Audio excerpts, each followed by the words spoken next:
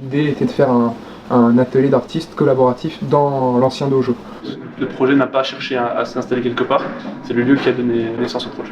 À l'origine, c'est un lavoir.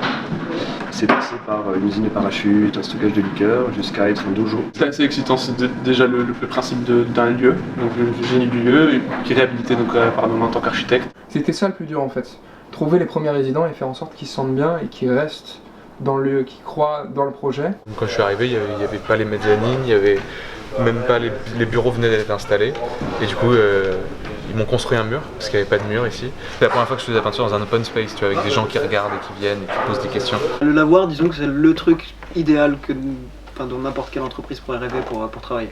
Ça nous donne à la fois l'espace, à la fois des machines de technologie avancée, à la fois un réseau de potes, de pros qui vont être là autour de nous, qui vont pouvoir nous conseiller, avec qui on va pouvoir bosser.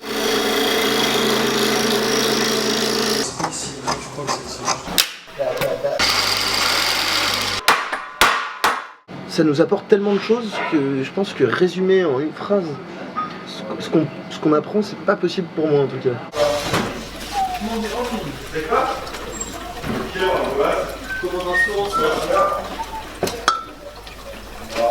Et tout le monde apprend, a envie de partager aussi ce qu'il sait faire.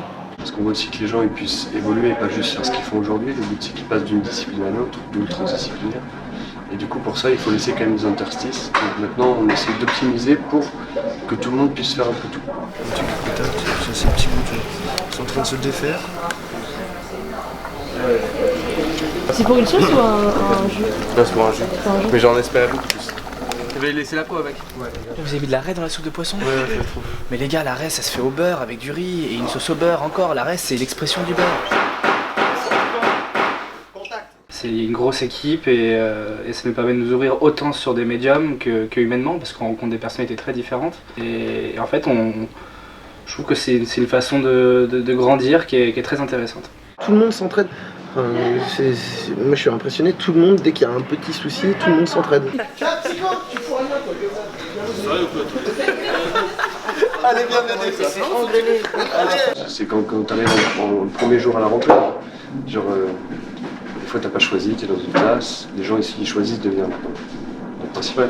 Puis du coup ils sont quasiment un peu similaires puisqu'ils sont prêts à partager des trucs, ils sont contents d'être dans un même espace ensemble, de partager des outils, de faire des trucs ensemble. Et Potrol, ce qu'il faut savoir, c'est un village de 129 habitants à peu près.